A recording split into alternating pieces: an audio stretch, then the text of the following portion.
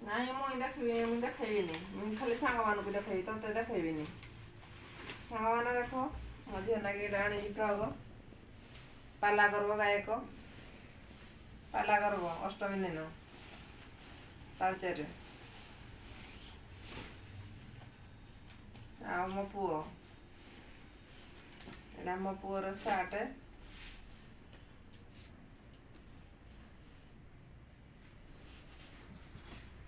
ସାଙ୍ଗମାନଙ୍କୁ ଦେଖାଯିବ ଫୁଗୁଟିକା ଏଟା କ'ଣ, ଏଇଟା ସାର୍ଟ, ଆଉ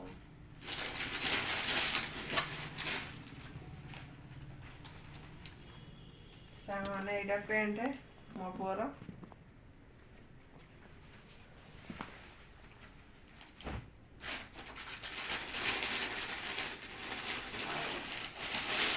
ମତେ ଦେଇଛେ ଭଲ ଡ୍ରେସ୍ ଦେଇଛେ, ଲୁଗା ପିନ୍ଧିଲେ ବେଶୀ ଟଙ୍କା ସରିବ ନା, ସେଥିପାଇଁ ଡ୍ରେସ୍ଟେ ଦେଇଛେ। ଏଇଟା ପ୍ୟାଣ୍ଟ,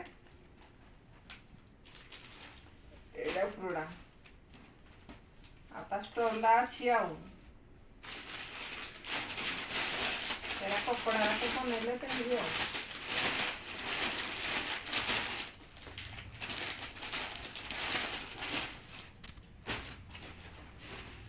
ଆଉ ବାକି ରହିଲା ବିରି,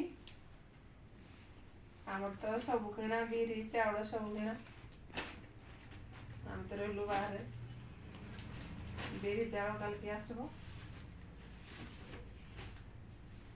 ମୁଁ ଯେଉଁଦିନ ସାଙ୍ଗମାନେ ମୋ ପୁଅ ନାଗି ପ୍ୟାଣ୍ଟ ସାର୍ଟ ଆଣେ, ହାଫ୍ ପ୍ୟାଣ୍ଟ ଆଣିଲେ ମନେ ପଡ଼େନି, ଯେବେ ଫୁଲ୍ ପ୍ୟାଣ୍ଟ ଆଣେ ଗୋଟେ କଥା ଆମର ମନେ ପଡ଼େ, ବହୁତ ବି କଷ୍ଟ ଲାଗେ।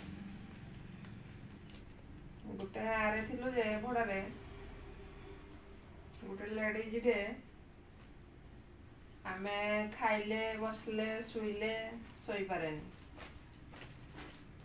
ତାଙ୍କ ଗାଁରେ ଯାତ୍ରା ହେଲେ ବି ତାଙ୍କ ଗାଁରେ ସମସ୍ତେ ଧନୀ ଗରିବ ସମସ୍ତେ ପିନ୍ଧିବେ ଯେ କାହାକୁ କିଛି କହିବେନି, ଆମେ ବି ଶୋଇପାରେନି ଗରିବ ଦେଖିକିନା। ସିଏ ଟିକେ ହେଲେ କହିବ ୟାର କିଛି ନାହିଁ। ଯଦି ହେଇ ଲେଡ଼ିଜ୍ ବି ଦେଖୁଥିବ କେବେ ମୋ ଭିଡ଼ିଓ, ସେ ବି ଜାଣିପାରିବ ମୁଇଁ ତାଙ୍କ ଗାଁ ଛାଡ଼ିନା 2 ବର୍ଷ ହେଲା ଆସିନି। କେମିତି ରହୁଛୁ, ଗରିବ ହେଲେ ବି ମୋ ଛୁଆକୁ ପ୍ରାଇଭେଟ୍ ସ୍କୁଲରେ ପାଠ ପଢ଼ଉଛି, ମୋର କିଛି ନାହିଁ ହେଲେ ବି ପ୍ରାଇଭେଟ୍ ସ୍କୁଲରେ ପାଠ ପଢ଼ଉଛି।